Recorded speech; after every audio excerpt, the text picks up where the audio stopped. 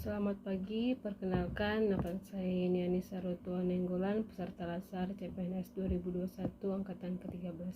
Di sini saya akan merangkum tentang agenda 1, yaitu sikap dan perilaku bela negara, yang terdiri dari 3 modul. Yang pertama, wawasan kebangsaan dan nilai bela negara. Yang kedua, analisis isu kontemporer. Dan yang ketiga, kesiapsiagaan bela negara. Yang pertama akan kita bahas mengenai wawasan kebangsaan, yaitu yang memiliki pengertian sebagai cara pandang yang berlandaskan kesadaran diri sebagai warga negara terhadap diri dan lingkungan dalam kehidupan berbangsa dan bernegara. Maka bangsa Indonesia memiliki konsensus bersama demi keberlangsungan dan keutuhan negara. Terdapat 4 konsensus dasar, yaitu yang pertama Pancasila sebagai ideologi negara, yang kedua Undang-Undang Negara Republik Indonesia sebagai landasan konstitusional, yang ketiga Bhinneka Tunggal Ika sebagai semboyan lambang negara, yang keempat NKRI sebagai bentuk keberadaan negara. Titik penting dalam sejarah bangsa Indonesia dimulai pada tanggal 20 Mei 1908 sebagai pendirian Budi Utomo, dilanjutkan pendirian Perhimpunan Indonesia, pelaksanaan Kongres Pemuda pertama, pelaksanaan Kongres Pemuda kedua, pembentukan BPUPKI, pembentukan PPKI, dan diakhiri dengan 17 Agustus 1945 sebagai proklamasi kemerdekaan. Karena adanya potensi ancaman yang berasal dari dalam maupun luar negeri, baik secara langsung maupun tidak, yang harus dicegah dengan kewaspadaan dini, maka hal ini dapat diwujudkan dengan menumbuh kembangkan kesadaran bela negara.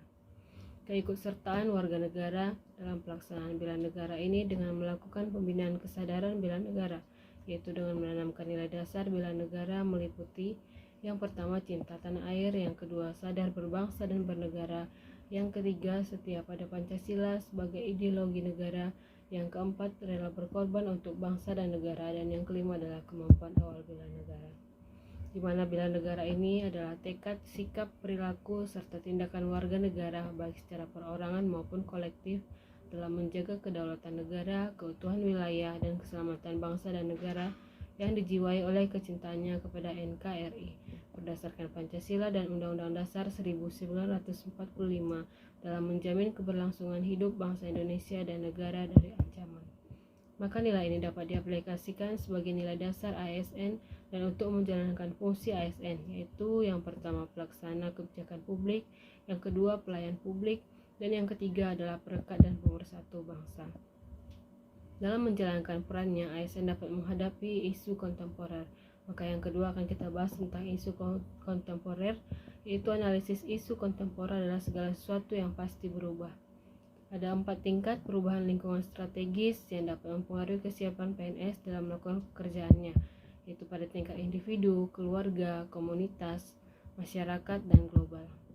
Isu kontemporer strategis yang biasa kita temui yaitu korupsi, narkoba, terorisme, money laundry, proxy war, dan mass communication.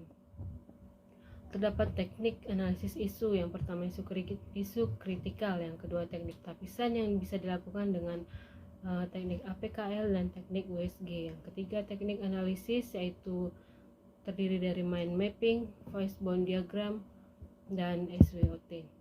Yang ketiga adalah tentang kesiapsiagaan bela negara, yaitu suatu keadaan siap siaga yang dimiliki oleh seseorang baik secara fisik, mental, maupun sosial dalam menghadapi situasi kerja yang beragam yang dilakukan berdasarkan kebulatan sikap dan tekad secara ikhlas dan sadar, disertai kerelaan berkorban sepenuh jiwa raga yang dilandasi oleh kecintaan terhadap NKRI.